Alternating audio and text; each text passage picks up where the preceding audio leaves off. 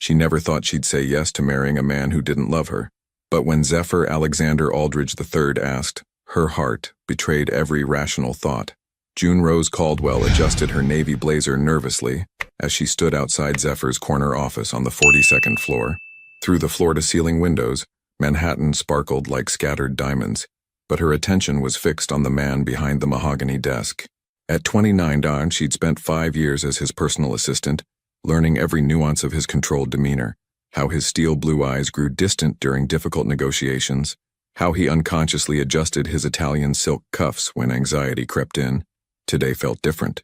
The call to his office came without explanation, unusual for a man who scheduled everything down to the minute. Come in, June." His voice carried that familiar authority that made boardroom executives tremble, but she heard something else underneath. Uncertainty, perhaps. She entered, her heels clicking softly against the marble floor. Zephyr stood with his back to her, his imposing 6'2" frame silhouetted against the city skyline. His perfectly trimmed beard caught the afternoon light, accentuating the sharp line of his jaw. Even in his tailored charcoal suit, she could see the tension in his broad shoulders. "Sir?" June's voice was steady, professional, though her heart hammered against her ribs.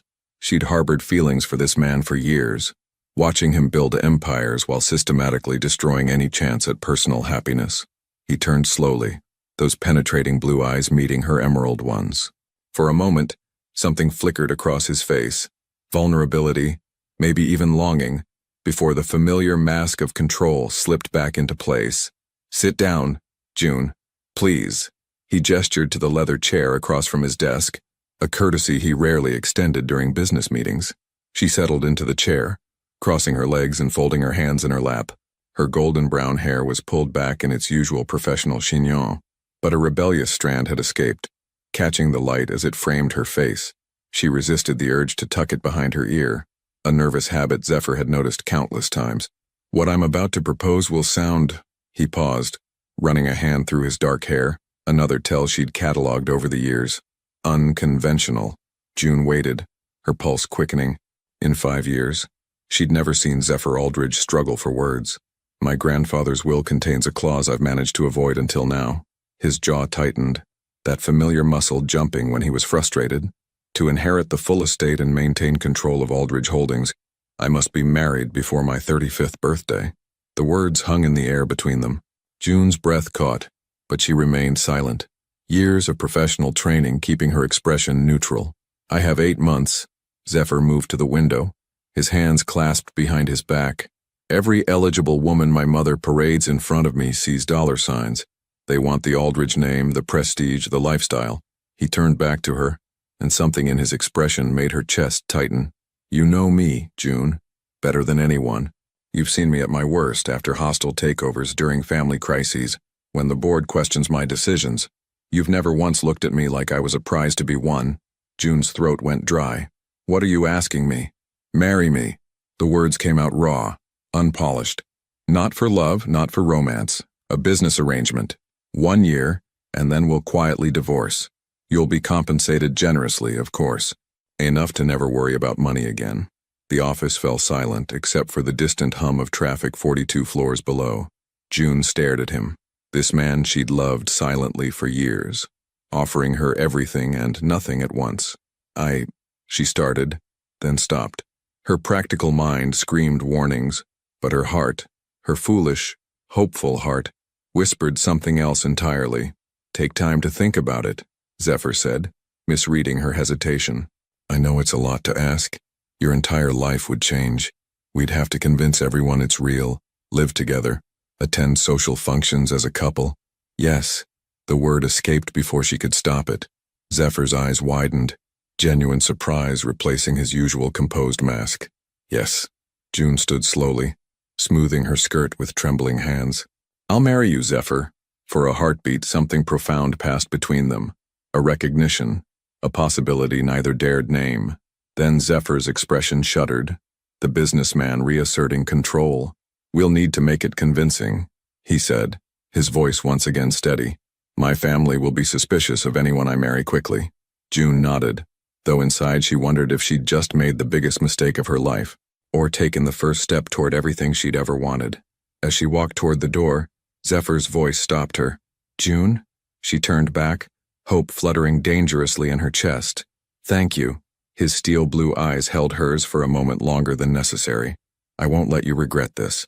But as June left his office, her reflection in the elevator doors showing flushed cheeks and bright eyes, she realized she already didn't regret it. What she didn't know was that in 12 months, she'd discovered just how dangerous it could be to love a man who believed he was incapable of loving her back. 3 days later, June discovered that agreeing to marry Zephyr Aldridge was the easy part. Convincing his mother would be the real challenge. The Tiffany & Co. flagship store on Fifth Avenue buzzed with quiet luxury as June found herself seated beside Zephyr in the private viewing room. Her hands trembled slightly as she smoothed her charcoal dress, one of 3 new outfits Zephyr had insisted she buy for their engagement period. The irony wasn't lost on her that she was using his money to buy clothes to pretend to be his fiancée. This one, Zephyr's voice was matter-of-fact as he pointed to a stunning emerald-cut diamond that caught the boutique lighting like captured starlight. It matches your eyes. The comment was so unexpected, so personal, that June's breath hitched. She looked up to find him studying her face with an intensity that made her pulse race. For a moment, the business arrangement facade cracked, revealing something deeper underneath. Mr. Aldridge, the sales associate beamed. Excellent choice. This is a 4-carat flawless diamond set in platinum. The ring has quite a romantic history. We'll take it. Zephyr cut her off, his jaw tightening at the word romantic. The moment of tenderness vanished, replaced by his usual brisk efficiency. As the associate busied herself with paperwork, Zephyr turned to June. My mother is expecting us for dinner tonight. The Hamptons' house. His steel blue eyes darkened. A Penelope Aldridge doesn't approve of anything that wasn't her idea first. June nodded, twisting the unfamiliar weight of the engagement ring around her finger.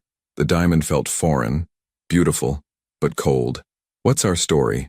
That we've been seeing each other discreetly for months. Office romance policies, you understand? Zephyr's voice was clinical, but June caught him glancing at her hands. She'll try to intimidate you. Don't let her. The drive to the Hamptons passed in comfortable silence. June watching the city give way to manicured lawns and sprawling estates. She'd seen Zephyr's childhood home in photographs during her years organizing his personal affairs, but experiencing it in person was overwhelming. The Georgian mansion rose from perfectly landscaped grounds like something from a magazine spread. Remember, Zephyr murmured as they walked up the stone steps, we're madly in love. The words sent an unexpected shiver through her, even though she knew he was only acting. Penelope Aldridge was exactly what June had expected. Elegant, cold, and assessing. At 62, Zephyr's mother possessed the kind of refined beauty that money could maintain indefinitely. Her silver hair was pulled back in a perfect chignon, her navy Chanel suit impeccable, her smile as sharp as her diamond tennis bracelet. So, Penelope said over the first course, her pale blue eyes, so like her son's, fixed on June. Zephyr tells me you've been working together for quite some time. The emphasis on working was subtle but unmistakable. June felt heat rise in her cheeks but kept her voice steady. 5 years. I've had the privilege of watching him build something extraordinary. How quaint. Penelope's smile didn't reach her eyes. And your family. I don't believe I know any Caldwells from our usual circles. Ohio, June replied simply. My father worked construction. My mother was a teacher. They taught me that honest work has its own dignity. Zephyr's fork paused halfway to his mouth.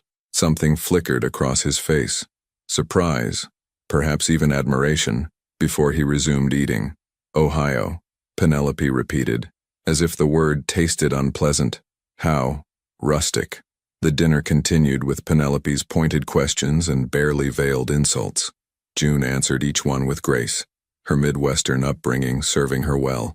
She watched Zephyr from the corner of her eye, noting how his jaw tightened each time his mother's comments grew sharper. Finally, as dessert was served, Penelope turned her attention to her son. I suppose this explains your recent distraction at the office. Mother always said mixing business with pleasure was dangerous. June isn't a distraction, Zephyr said quietly, but there was steel underneath the calm tone.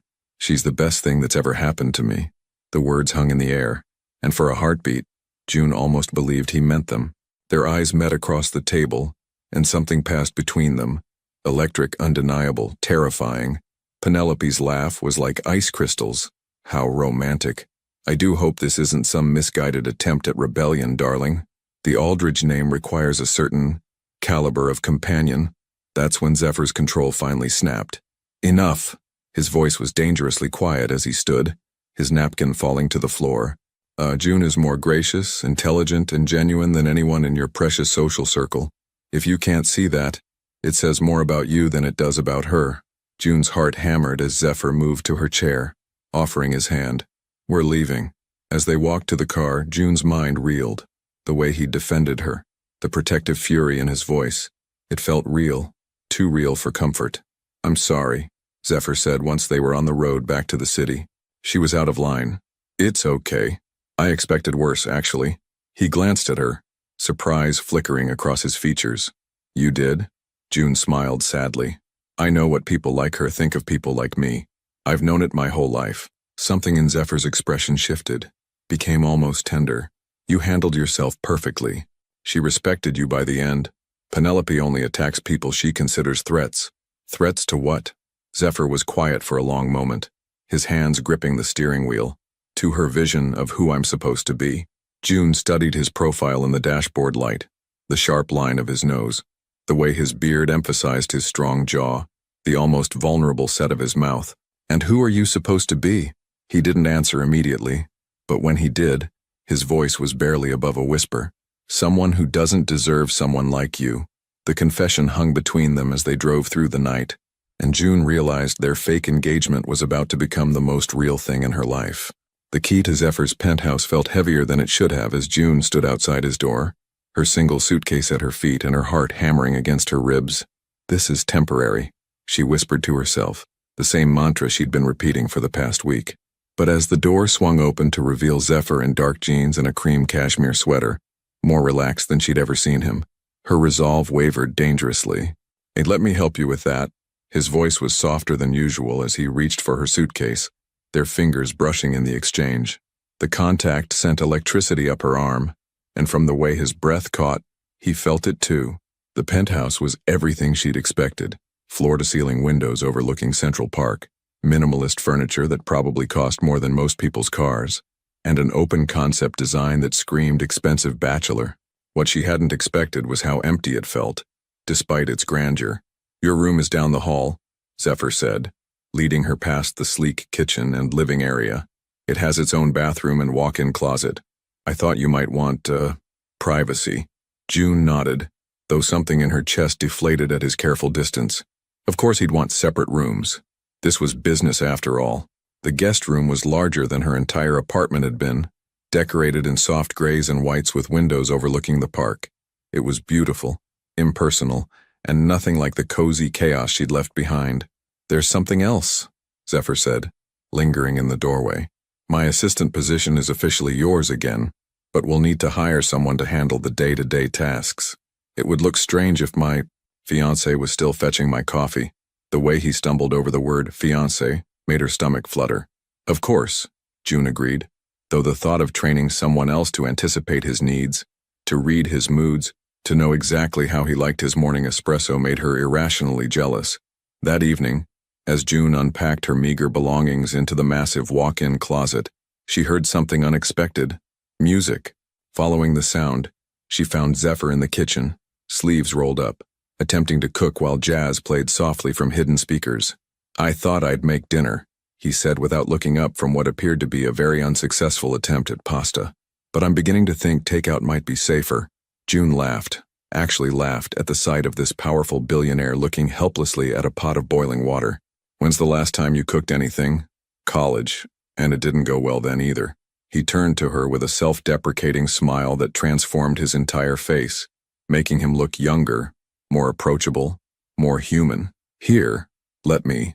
June moved to the stove, acutely aware of Zephyr stepping aside to give her room. The kitchen suddenly felt smaller with both of them in it, the air charged with an intimacy that had nothing to do with the business arrangement they'd made. As she salvaged his dinner, Zephyr leaned against the counter, watching her with an intensity that made her hands shake slightly as she stirred the sauce. You don't have to take care of me, June, he said quietly. That's not what this arrangement is about. She looked up at him, noting the way his dark hair had fallen across his forehead, how his steel blue eyes seemed warmer in the kitchen lighting. I know, but old habits die hard. Is that what this is? A habit? The question hung between them, loaded with meaning neither was ready to acknowledge. June turned back to the stove, using the motion to hide her blush. They ate dinner at his dining table, a massive piece of glass and steel that could seat 12 but felt intimate with just the two of them. Zephyr asked about her family, her childhood in Ohio, her dreams before she'd become his assistant. June found herself sharing stories she'd never told anyone, watching his face soften as she described her parents' modest but happy marriage. They sound wonderful, Zephyr said when she finished telling him about her father teaching her to fix cars in their garage. They are, June corrected herself, though grief still tugged at her heart when she thought of her father's passing 2 years ago. Mom still lives in the same house. She thinks this whole thing is…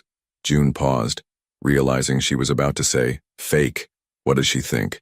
That I'm marrying too quickly? That I should be careful with my heart? June met his eyes across the table. She worries I'll get hurt. Something flickered across Zephyr's face. Guilt, perhaps, or something deeper. She sounds like a smart woman. Later, as June lay in her new bed listening to the unfamiliar sounds of the city 40 floors below, she heard Zephyr moving around his room next door. The walls were thicker than in her old apartment, but she could still make out the sound of running water, the soft thud of drawers opening and closing. She closed her eyes and tried not to think about him just a few feet away, tried not to imagine what he looked like without the armor of his expensive suits. This was temporary, she reminded herself. 1 year, and then back to her real life. But as sleep finally claimed her, June couldn't shake the feeling that there was no going back from this. Not when Zephyr had smiled at her in the kitchen like she was the most fascinating woman he'd ever met. Not when her heart was already 3/4 of the way to breaking.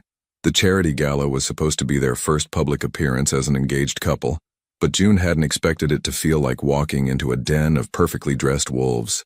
She stood before the full-length mirror in her bedroom, adjusting the emerald silk gown Zephyr had insisted she buy for the occasion. The dress hugged her curves in all the right places, its color bringing out the green in her eyes, but she felt like she was playing dress-up in someone else's life. June, Zephyr's voice came through her bedroom door, followed by a soft knock. Are you ready? She opened the door to find him in a perfectly tailored black tuxedo, his bow tie slightly crooked. The sight of him took her breath away. He looked like he'd stepped out of a magazine, all sharp lines and masculine elegance. Your tie, she said softly, reaching up without thinking to adjust it. Her fingers brushed against his throat, and she felt his pulse jump beneath her touch. Thank you, he murmured, his voice rougher than usual. His steel blue eyes searched her face, lingering on her lips. You look like I don't belong. June tried to laugh, but it came out shaky. Beautiful, he finished, his hand coming up to cup her cheek. You look absolutely beautiful, Uni. The nickname, spoken so tenderly, made her heart skip. For a moment, they stood frozen in her doorway, the air between them electric with possibility. Then Zephyr stepped back, his mask of control sliding back into place. We should go. The car is waiting. The Metropolitan Museum was transformed for the evening, its grand halls filled with New York's elite. June recognized faces from magazines and society pages, women dripping in diamonds and men whose net worth could fund small countries. I remember, Zephyr murmured as they entered, his hand warm at the small of her back. We're madly in love. But as the evening progressed, June found it increasingly difficult to remember that their affection was supposed to be an act. Zephyr introduced her to business partners and socialites with genuine pride in his voice. His hand never left her, touching her waist, her shoulder, her fingers, and each contact sent heat spiraling through her. So this is the mysterious fiancé? A sultry voice interrupted their conversation with a museum board member. June turned to see a stunning blonde approaching, her blue eyes sharp as cut glass, her designer gown clinging to her perfect figure. Tempest. Zephyr's voice was carefully neutral, but June felt him tense beside her. I didn't expect to see you here. Tempest Beaumont. June recognized her from society pages. New money from California, known for her extravagant lifestyle and rumored affairs with various powerful men. She was everything June wasn't: polished, confident, and predatory. Well, I couldn't miss the chance to meet the woman who finally caught Zephyr Aldridge, Tempest purred, her gaze raking over June with barely concealed disdain. How refreshing to see someone so natural. The word natural dripped with condescension, clearly meant as an insult. June felt heat rise in her cheeks, but before she could respond, Zephyr's arm tightened around her waist. "June is perfect exactly as she is," he said coolly, his voice carrying a warning that made Tempest's smile falter slightly. "Of course," Tempest recovered quickly, her laugh tinkling like breaking glass. "I'm sure she's very sweet. It's just such a surprise, given your usual type." June excused herself to the ladies' room, needing a moment to compose herself. She stared at her reflection in the ornate mirror, trying to calm her racing heart. Tempest's words had hit their mark. She didn't belong in this world, and everyone could see it. When she emerged, she found Zephyr waiting in the hallway, his face dark with anger. "What she said was unacceptable," he began, but June shook her head. "She wasn't wrong. I don't belong here, Zephyr. These people can see right through me. June, I'm not like them. I'm not polished or sophisticated or—" "Stop." Zephyr stepped closer, his hands framing her face. "You're worth 10 of any woman in that room. Your kindness, your intelligence, your strength, that's real. Everything else is just expensive packaging." His thumbs traced her cheekbones, and June found herself leaning into his touch despite every rational thought screaming at her to step away. "Zephyr," she whispered, not sure if she was warning him or pleading with him. "I know this is supposed to be fake," he said, his voice barely audible in the quiet hallway. "But right now, standing here with you, it feels like the most real thing in my life." Before June could process his words, his lips were on hers. The kiss was gentle at first, questioning, but when she melted against him, it deepened into something desperate and hungry. Her hands fisted in his tuxedo jacket as he pressed her back against the wall, his body shielding her from the world. When they finally broke apart, both breathing hard, June saw something in his eyes that made her heart race. Want, need, and something that looked dangerously like love. "We should go back," he said, though his forehead rested against hers, neither of them moving. "Yes," June agreed, though the last thing she wanted was to return to the crowd, to pretend this was still just business. As they walked back to the gala, Zephyr's hand in hers, June realized their arrangement had just shifted into dangerous territory, because that kiss hadn't felt like acting at all. The morning after the gala, June woke to the smell of coffee and something burning, a combination that could only mean one thing. Zephyr was attempting breakfast again. She found him in the kitchen, standing over the stove with a look of intense concentration, his hair disheveled, and his white dress shirt from the night before, wrinkled and partially unbuttoned. He looked so different from the polished businessman she'd known for 5 years, younger, more vulnerable, achingly human. "Please tell me you're not trying to make pancakes again," she said, tying the belt of her silk robe as she approached. Zephyr looked up, and something shifted in his expression when he saw her. Desire, tenderness, and something deeper that made her pulse quicken. Last night's kiss hung between them, unspoken but impossible to ignore. "I thought I'd mastered the basics by now," he said, attempting humor, but his voice was rough with sleep and something else. "Turns out I was wrong." June moved to the stove, acutely aware of how close they were standing. When she reached around him to turn off the burner, her body brushed against his, and she heard his sharp intake of breath. "Uni," he whispered, the nickname falling from his lips like a prayer. She turned in the circle of his arms, looking up into those steel blue eyes that had haunted her dreams. "We should talk about last night, should we?" His hands came up to frame her face, just as they had in the museum hallway. "Because I've been thinking about it all night, and I can't decide if I should apologize or do it again." "Zephyr," she began, but the words died when he leaned down, his forehead touching hers. "Tell me to stop," he murmured. "Tell me this is still just business and I'll step back. I'll be the perfect gentleman and we'll never mention it again." June's heart hammered against her ribs. She should tell him to stop. Should remind him of their arrangement, of the fact that in 1 year they'd go their separate ways. Should protect her heart from the inevitable breaking. Instead, she rose on her toes and kissed him. This kiss was different from the one at the gala. No audience to perform for, no pretense to maintain. It was just them, raw and honest and desperate for each other. Zephyr's arms came around her, lifting her onto the kitchen counter as she wrapped her legs around his waist. "This changes everything," he said against her lips, his voice strained with want. "I know," June whispered back, her fingers tangling in his hair. What followed were days that felt like a dream. Zephyr worked from home more often, citing meetings he could handle remotely. But June suspected he simply wanted to be near her. They cooked together in the evenings, her teaching him simple recipes while he distracted her with stolen kisses and wandering hands. They watched old movies on his massive couch, June curled against his side, both of them pretending to pay attention to the screen while stealing glances at each other. He learned her habits, how she unconsciously played with a strand of hair when she was thinking, how she hummed softly while organizing his ties by color, how she looked first thing in the morning with her golden brown hair mussed and her cheeks flushed with sleep. She discovered his vulnerabilities, how he sometimes woke from nightmares he wouldn't discuss, how he relaxed completely only when she was in his arms, how he whispered her name in his sleep.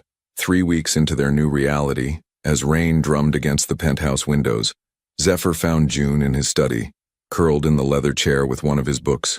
Pride and Prejudice? He asked, noting the title with surprise. You have excellent taste in literature, June said, looking up at him with those emerald eyes that never failed to stop his breath. Though I wouldn't have pegged you for a romance reader. My grandmother's influence, Zephyr admitted, settling into the chair across from her. She insisted I read the classics, said they'd teach me about the human heart. And did they? Zephyr was quiet for a long moment, studying her face in the lamplight. I thought I understood what love looked like from books, all passion and grand gestures and dramatic declarations. And now I think love is quieter than that. His voice was soft, contemplative. It's making coffee the way someone likes it without being asked. It's laughing at terrible cooking attempts. It's feeling at home with someone even when everything else in your life is chaos. June's breath caught at the words, at the tender way he was looking at her. Zephyr, I'm falling in love with you, Uni. The confession came out raw and honest. I know that wasn't the deal. I know this complicates everything. But I needed you to know. The book slipped from June's fingers as she stared at him, her heart racing. The man who'd built walls around his heart, who'd convinced himself he was incapable of love, was looking at her like she was his salvation. I've been in love with you for years, she whispered back, the truth finally free. Since the first week I worked for you, when you stayed up all night helping me fix a mistake I'd made. I thought I was good at hiding it. Zephyr was across the room in 3 strides, pulling her from the chair and into his arms. When he kissed her this time, it was with the weight of years of unspoken longing, of love finally acknowledged and returned. Later, as they lay tangled together in his bed, June traced patterns on his bare chest while rain continued to fall outside. What happens now? She asked softly. Zephyr's arms tightened around her. Now we see where this takes us. No more pretending. No more arrangements. Just us. June smiled against his skin, finally allowing herself to hope for a future she'd never dared to dream of. But if she'd known what the next few months would bring, she might have held on to this moment of perfect happiness a little tighter. June stared at the pregnancy test in her trembling hands, her heart hammering so loudly she was sure Zephyr could hear it from the bedroom next door. 2 pink lines, clear as day, unmistakable. She sank onto the edge of the marble bathtub in their ensuite, her legs suddenly unable to support her. After 11 months of pure happiness, of love that felt like a miracle, this should have been the ultimate blessing. She should be racing to tell Zephyr, should be planning nurseries and picking out names. Instead, terror gripped her chest like a vice. Not because she didn't want this baby, babies, the doctor would confirm in a few hours, twins, but because of the conversation they'd had just last week. Zephyr, lying beside her in the afterglow of lovemaking, his fingers tracing lazy patterns on her bare shoulder. Sometimes I wonder what our children would look like, she'd whispered into the darkness, her heart full of dreams. I think they'd have your eyes, those beautiful blue eyes. She'd felt him go rigid beside her, his hand stilling on her skin. When she'd looked up, his face had gone carefully blank, that familiar mask sliding back into place. June, he'd said quietly, you know I can't give you children. The words had hit her like ice water. What do you mean? I mean I can't. He'd sat up, running his hands through his hair in that gesture she'd come to recognize as his tell for deep distress. There was an accident when I was younger. The doctors were very clear about the damage. He'd explained haltingly about a riding accident at 18, about medical procedures and grim prognoses, about why he'd never seriously pursued relationships before her. June had held him as he spoke, her heart breaking for the pain he'd carried alone. "It doesn't matter," she'd whispered fiercely. "We have each other. That's enough. That's more than enough." But even as she'd said the words, she'd seen something die in his eyes. Hope, maybe, or the belief that he could ever be enough for her. Now, staring at the test, June felt the magnitude of what this meant crashing over her. Zephyr believed he was sterile, had built his entire sense of self around that devastating diagnosis. When she told him about the babies, he would know immediately that they couldn't be his. Her phone buzzed on the counter, a text from Zephyr, "Flying to Chicago for the Hartwell merger. Back tonight. Love you, Junie." June closed her eyes, pressing the phone to her chest. She had maybe 8 hours to figure out how to shatter the world of the man she loved more than her own life. The doctor's appointment confirmed what she already knew. Twins, healthy, due in early spring. Dr. Martinez beamed at her as she delivered the news, clearly expecting joy. "The father must be thrilled," Dr. Martinez said as she printed out ultrasound photos. "Twins are quite special." "Yes," June managed, her voice hollow. "Special." She spent the afternoon walking through Central Park, the ultrasound photos burning a hole in her purse. She watched couples pushing strollers, children playing on playgrounds, families that looked so effortlessly happy. Had she just destroyed her chance at that future? When Zephyr returned that evening, she was sitting in the kitchen, the pregnancy test and ultrasound photos spread on the marble counter like evidence at a crime scene. "Junie?" His voice was concerned as he approached. "Are you feeling all right? You look—" He stopped mid-sentence when he saw what was on the counter. The color drained from his face as he picked up the pregnancy test with shaking hands. "I don't understand," he whispered, his steel blue eyes moving between the test and her face. "The doctors said, they told me I could never— I'm pregnant, Zephyr." June's voice was barely above a whisper. "Twins." She watched the emotions war across his features. Confusion, hope, and then the devastating realization that settled into his expression like a death sentence. "They're not mine." It wasn't a question. His voice was flat, emotionless, but she could see the pain underneath. "You've been with someone else?" "No." June shot to her feet, her hands reaching for him. "Zephyr, no, I would never—" But he stepped back, his face closing off completely. The man who'd whispered love confessions in her ear just that morning was gone, replaced by the cold stranger she'd known in those first years as his assistant. "How long?" he asked, his voice like winter. There's no one else." June's voice broke. "There's never been anyone else. Not since we— Zephyr, please, Wayne, you have to believe me. The medical tests don't lie, June." He was putting on his coat, moving toward the door with mechanical precision. "I should have known this was too good to be true. Where are you going?" He paused at the door, not turning around. "To a hotel. I need to think. Zephyr, please. I'll have my lawyer contact you about the divorce proceedings. You'll be well provided for, of course. Both you and the children." The door closed behind him with a soft click that sounded like the end of everything. June sank to the kitchen floor, her sobs echoing through the empty penthouse as her perfect world crumbled around her. 3 months. 3 months since Zephyr had walked out that door, and he'd kept his word about staying away for exactly 1 week. June stood at the kitchen window, watching the morning sun paint Central Park in shades of gold, her hand unconsciously resting on her growing belly. At 5 months pregnant, she could no longer hide the evidence of her condition under loose sweaters and flowing dresses. The twins made their presence known with every movement, every flutter that reminded her of what she'd lost. The sound of a key in the front door made her freeze. She'd heard that same sound every morning for the past 11 weeks. Zephyr returning from wherever he spent his nights, moving through their home like a ghost haunting his former life. She didn't turn around when his footsteps entered the kitchen, but she could feel his presence like electricity in the air, could smell his familiar cologne mixed with exhaustion and something that might have been regret.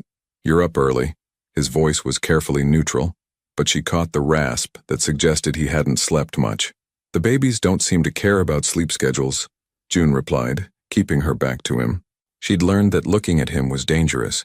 His beard had grown scruffier, less perfectly maintained, and there were shadows under his steel blue eyes that spoke of his own sleepless nights. She heard him pause, and in the reflection of the window, she saw him staring at her profile, at the unmistakable curve of her belly beneath her silk pajama top. His hands clenched at his sides, and for a moment, something raw and desperate flickered across his face before he looked away. "I'll be in the study," he said, his voice rougher than he probably intended. June nodded, finally turning as he retreated. She caught a glimpse of him in yesterday's wrinkled shirt, his usually immaculate appearance showing cracks that matched the fractures in both their hearts. This had become their routine, a careful dance of avoidance in a space that had once been filled with laughter and love. Zephyr worked from the study during the day, emerging only when he thought she was asleep. June had taken to preparing meals for two out of habit, leaving his portion covered on the counter like an offering to a deity who no longer answered prayers. But she knew he ate them. The plates were always clean in the morning, washed and returned to their exact spots in the cabinet. It was the only proof she had that he still cared, even if he could barely look at her. The worst part was catching glimpses of the man she'd fallen in love with in unguarded moments. Like yesterday, when she'd been struggling to reach something on a high shelf and had turned to find him standing frozen in the doorway, his whole body tense with the obvious desire to help her. Or the way she sometimes caught him watching her through the security cameras. She'd spotted the feed open on his laptop screen more than once, quickly minimized when she appeared. Dr. Martinez had expressed concern about her stress levels during her last appointment. "The babies are healthy, but you need to take care of yourself too, June. Is there someone who can support you through this?" June had smiled and lied, just as she'd been doing for months. Of course, everything's fine. But everything wasn't fine. She was living with the love of her life who believed she'd betrayed him in the worst possible way. She was carrying his children while he convinced himself they belonged to another man. And every day, she watched him punish himself for a crime that existed only in his wounded mind. That evening, as June sat in the nursery she'd been slowly preparing, surrounded by boxes of baby clothes and furniture, she heard something that made her heart stop. Zephyr's voice, muffled through the walls, but clearly in distress. She found him in his study, phone pressed to his ear, his free hand gripping his hair. "I don't care what it costs," he was saying, his voice broken in a way that made her chest ache. "Find me the best private investigator in the city. I need to know. I need to know who—" June's sharp intake of breath made him turn. When their eyes met across the room, she saw a pain so deep it nearly brought her to her knees. "I'll call you back," Zephyr said into the phone, never breaking eye contact with her. "You're hiring an investigator?" June's voice was barely a whisper. "I need to know who the father is." Each word seemed to cost him something vital. For the children's sake, they deserve to know. "Zephyr." June stepped into the room, her heart breaking all over again. "Please don't do this. There's no one to find." His laugh was bitter, hollow. "The medical evidence is clear, June. Those children aren't mine, as much as I might wish they were." The confession slipped out before he could stop it, and June saw the exact moment he realized what he'd revealed. His face went white, then red, then carefully blank again. "You wish they were yours?" June moved closer, hope blooming dangerously in her chest. "It doesn't matter what I wish," Zephyr said, but his voice lacked conviction. "Facts are facts." "Are they?" June was close enough now to see the exhaustion etched in every line of his face, the way his beard had grown uneven, the tremor in his hands. What if the facts were wrong? What if the diagnosis was wrong? Something flickered in his eyes. Hope, quickly suppressed. "Don't Tolino. Don't make this harder than it already is." How could it possibly be harder? The words burst out of her, months of frustration and heartbreak finally finding voice. "I'm carrying your children, Zephyr, yours, and you're torturing us both because you're too afraid to believe in miracles. Because miracles don't happen to people like me," he said quietly, and the defeat in his voice nearly destroyed her. June reached for his face, her hands framing his jaw the way she used to, feeling the familiar scratch of his beard against her palms. "They do," she whispered. "They're happening right now." For a heartbeat, he leaned into her touch, his eyes closing as if in pain. Then he stepped back, the wall between them slamming back into place. "The investigator starts Monday," he said, his voice like steel. "We'll know the truth soon enough." As June watched him walk away, she realized that the truth might be the one thing that could finally tear them apart forever. Phoenix Marcus Thorne had investigated cheating spouses, missing persons, and corporate fraud, but he'd never taken a case that made his gut twist quite like this one. Sitting across from Zephyr Aldridge in the man's sterile office, Phoenix observed details that spoke volumes. The way Zephyr's expensive suit hung loose on his frame, suggesting weight loss, how his usually immaculate beard showed patches of gray that seemed to have appeared overnight. And most telling of all, the wedding photo on his desk that he kept face down but couldn't seem to throw away. "I need to know who she's been seeing," Zephyr said, his voice carefully controlled, but Phoenix caught the tremor underneath. "The timeline, the details, everything." Phoenix leaned back in his chair, his trained eye cataloging the man's tells, the way Zephyr drummed his fingers against the desk, nervous energy, how he avoided eye contact when mentioning his wife, guilt, the protective way he spoke about the unborn children even while believing they weren't his, love, whether he admitted it or not. "Mr. Aldridge," Phoenix said carefully, "I've reviewed your file, the medical records you provided. Before I start surveillance on your wife, I think we should verify the foundation of your assumptions. The medical records are clear." Zephyr's jaw tightened. "I was told definitively that I could never father children. Medical science has advanced significantly since your accident. False positives happen. Misdiagnoses occur." Phoenix pulled out a folder. "I took the liberty of researching your original doctor, Dr. Harrison Blackwell." Something flickered across Zephyr's face at the name, quickly suppressed. "What about him?" "He lost his license 3 years ago. Malpractice, falsifying records, taking bribes to provide favorable diagnoses for insurance claims."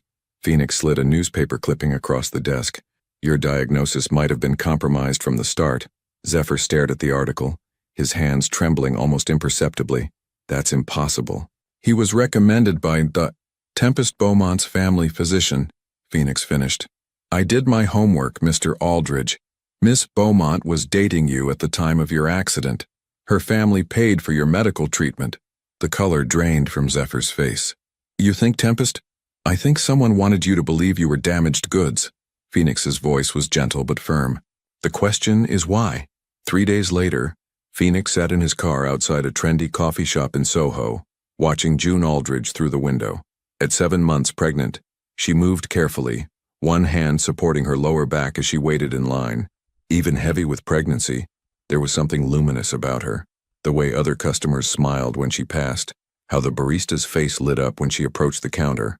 Phoenix had been following her for 72 hours. Her routine was heartbreakingly simple. Doctor appointments, grocery shopping at the small market near the penthouse, long walks in Central Park, where she talked softly to her unborn babies, and visits to a small bookstore where she bought children's books with a wistful expression. There were no secret meetings, no mysterious phone calls, no clandestine encounters. June Aldridge spent her days alone, creating a life for the children she carried while the man she clearly still loved destroyed himself with suspicion. That evening, Phoenix made a decision that went against every professional protocol he'd ever followed. Instead of reporting to Zephyr, he approached June as she sat on a bench in Central Park, reading one of the children's books she'd purchased. "Mrs. Aldridge?" Phoenix kept his voice soft, non-threatening. "My name is Phoenix Thorne. Your husband hired me." June looked up, and Phoenix saw the exact moment recognition hit. Her emerald eyes filled with tears, but she didn't flee or rage at him. Instead, she simply closed the book and said, "He's still trying to prove I cheated." "Yes, ma'am." Phoenix sat on the opposite end of the bench, maintaining respectful distance. "But I think we both know what I'm going to find." "Nothing," June whispered. "You're going to find nothing because there's nothing to find."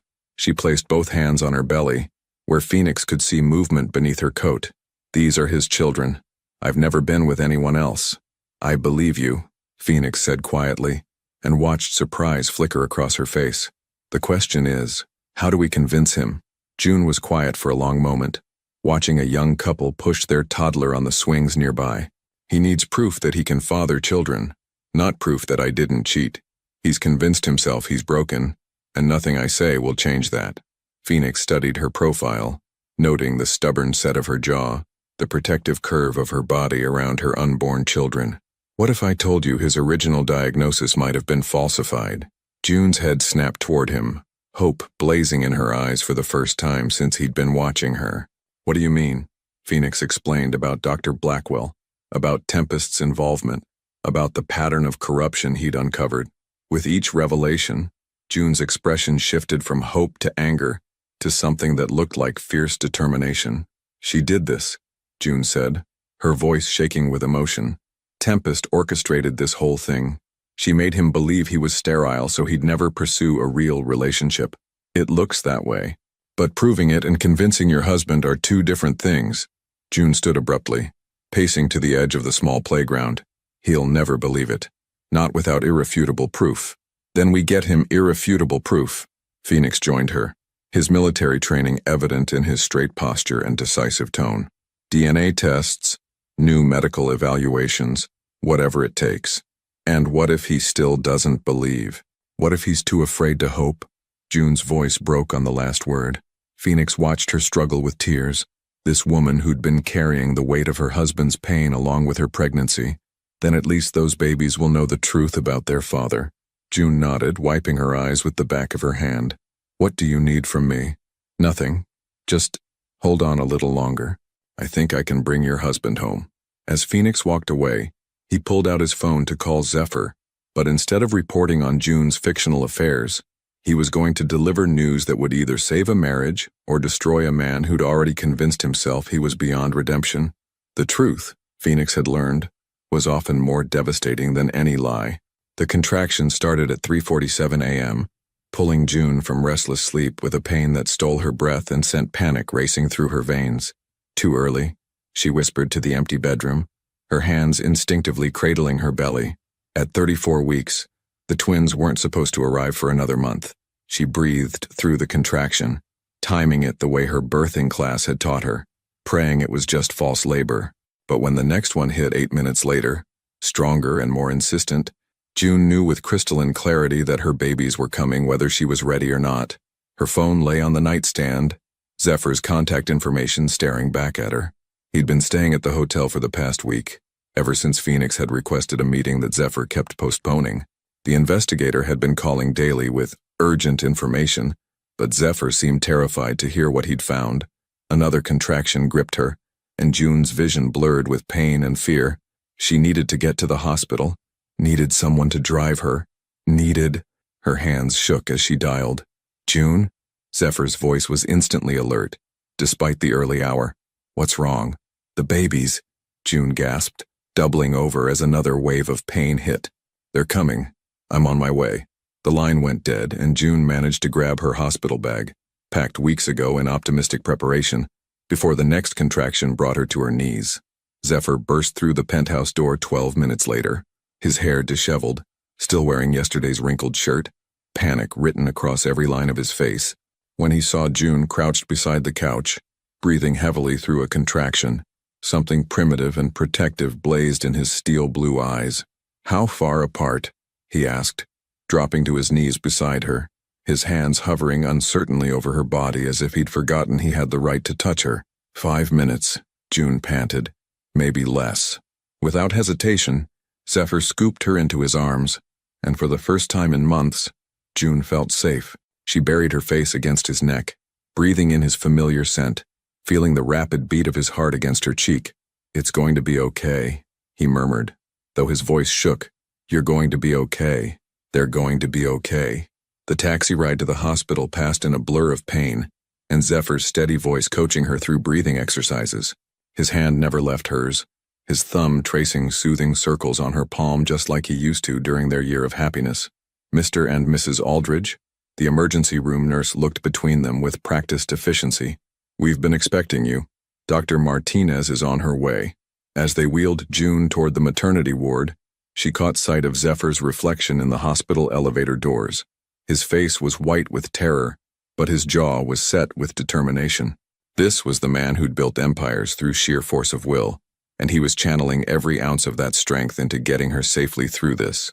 In the delivery room, as June gripped the bed rails through another crushing contraction, she heard raised voices in the hallway.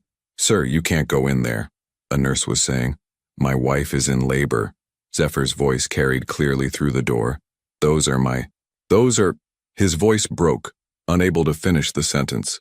Dr. Martinez appeared at June's side, her expression professionally calm. "How are we doing, Mama?" "The babies," June gasped. "Are they okay? Is it too early?" 34 weeks is early, but twins often come early. We're going to take excellent care of all 3 of you. Dr. Martinez checked her progress, then looked up with a smile. "You're going to meet your babies today, June." "Is Dad coming in?" June's heart clenched. He doesn't think, he believes. June. Zephyr's voice came from the doorway, raw and broken. He stood frozen at the threshold, still wearing his rumpled clothes, his hair a mess, his eyes wild with a mixture of terror and desperate hope. May I stay? The question came out like a prayer, and June saw past his doubts to the man who'd spent 11 months believing he could never be a father, watching from the shadows as the woman he loved carried children he was convinced weren't his. Please, she whispered, extending her hand toward him. I need you. Zephyr was across the room in 2 strides, taking her hand in both of his, bringing it to his lips. I'm here, he said against her knuckles. I'm not going anywhere. What followed were the most intense 2 hours of June's life. Through every contraction, every moment of doubt and pain, Zephyr was there, wiping the sweat from her forehead, murmuring encouragement in her ear, being the rock she'd always known he could be. I can see the first baby's head, Dr. Martinez announced. One more push, June. June bore down with everything she had, Zephyr's hand anchoring her to earth, his voice the only thing that mattered. It's a boy. Dr. Martinez held up a tiny, perfect baby, who immediately began crying with healthy lungs. June collapsed back against the pillows, tears streaming down her face as she heard her son's first cries. But when she looked at Zephyr, her heart nearly stopped. He was staring at the baby with an expression of wonder so profound it took her breath away. The tiny boy had dark hair and, when he briefly opened his eyes, the unmistakable steel blue of his father's gaze. He looks. Zephyr's voice was barely a whisper. He has your eyes, June finished softly. He has your eyes. Zeph. The nickname, unused for months, seemed to break something in Zephyr. His hand trembled as he reached toward his son, then pulled back as if he didn't dare touch.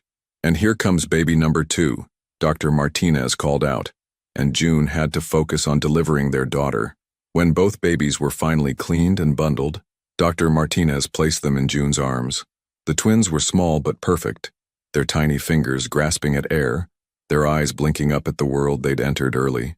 They're beautiful, Zephyr breathed, still standing frozen beside the bed. June, they're perfect. Hold them, June whispered, offering the babies toward him.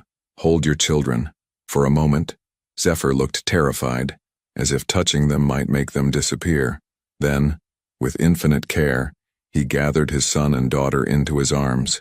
The moment the babies settled against his chest, something shifted in the room.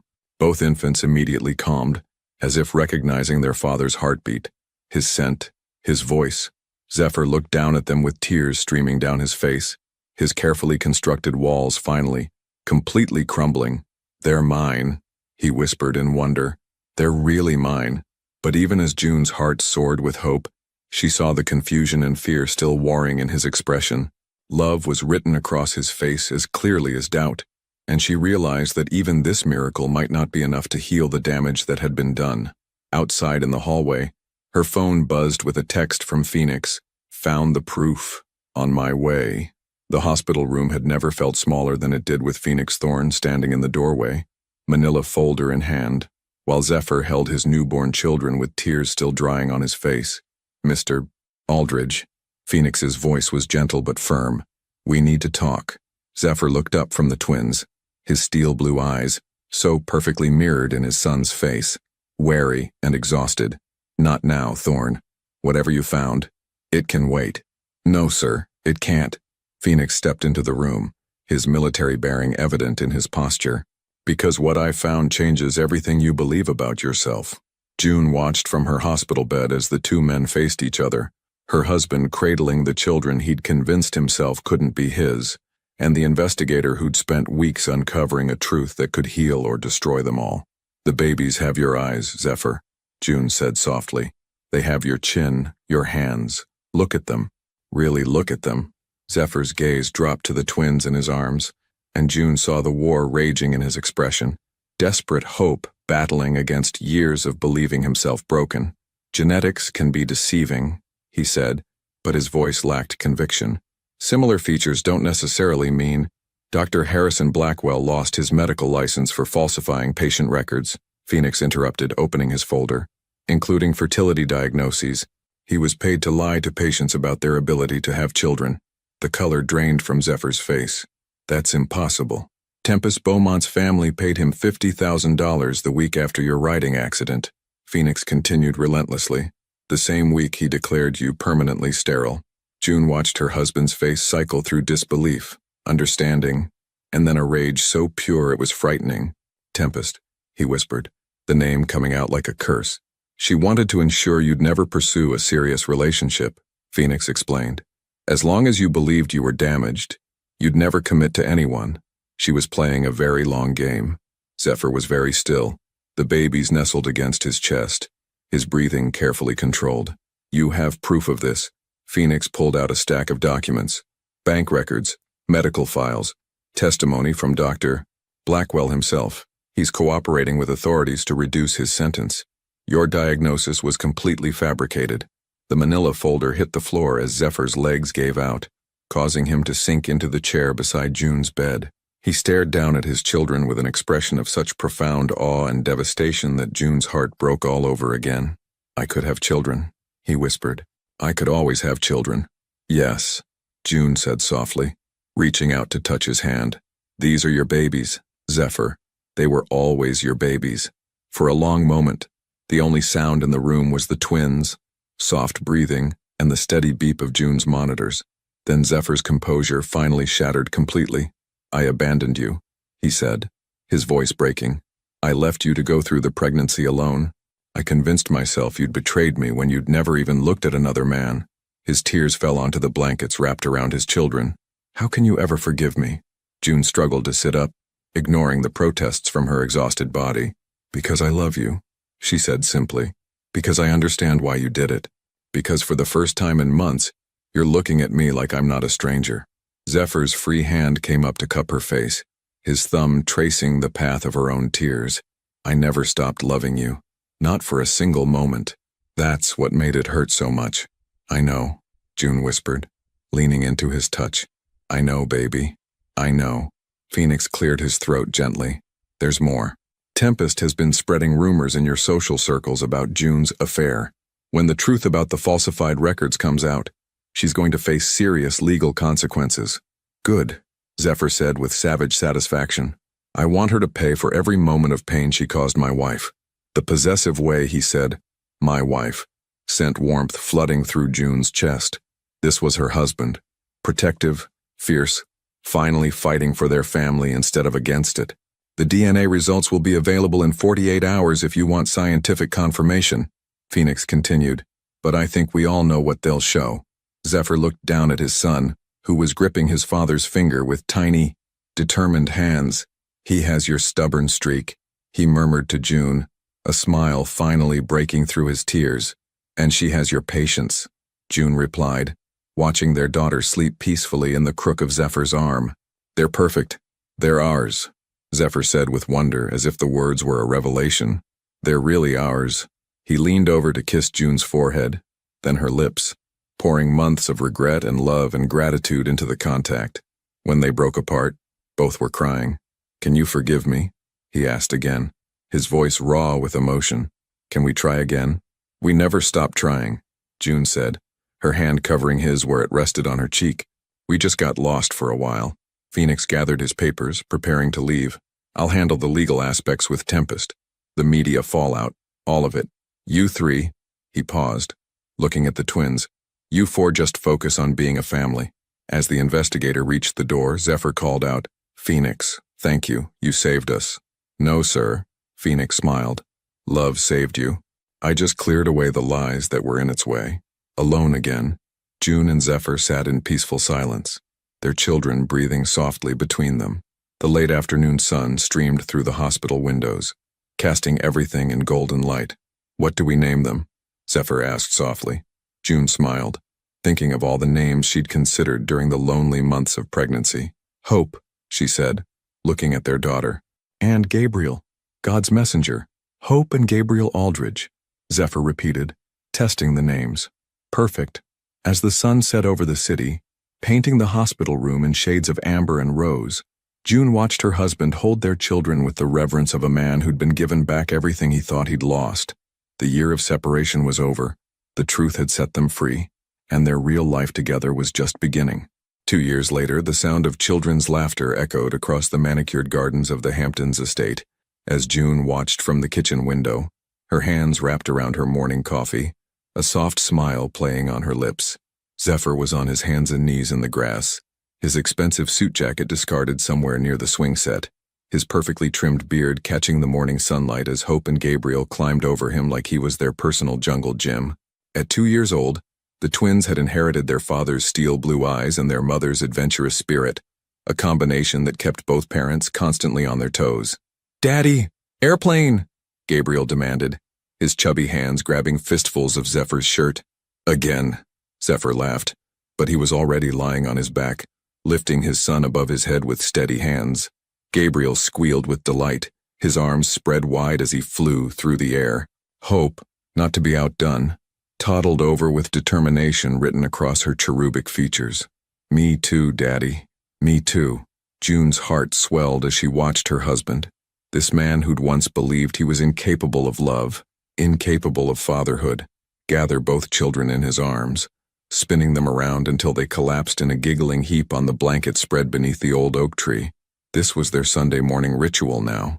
No business calls, no board meetings, no obligations except to each other. Zephyr had restructured his entire life around his family, delegating more responsibilities and working from home whenever possible. The man who'd once lived for corporate conquests now measured success in first words, first steps, and bedtime stories.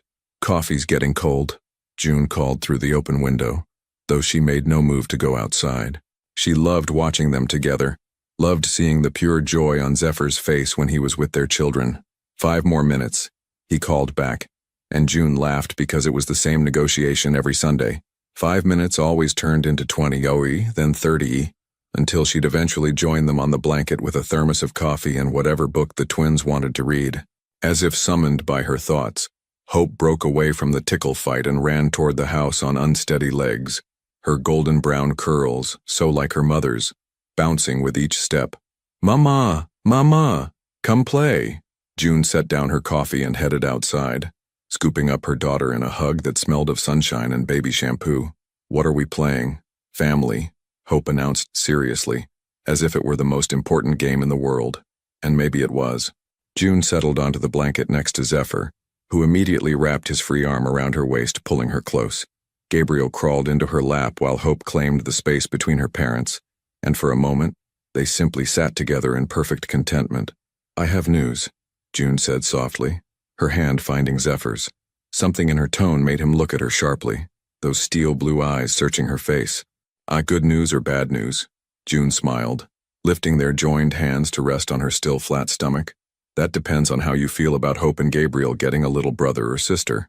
Zephyr went very still, his gaze dropping to where their hands rested. "You're 12 weeks, June confirmed, watching emotions flicker across his face. Surprise, wonder, and pure, unadulterated joy.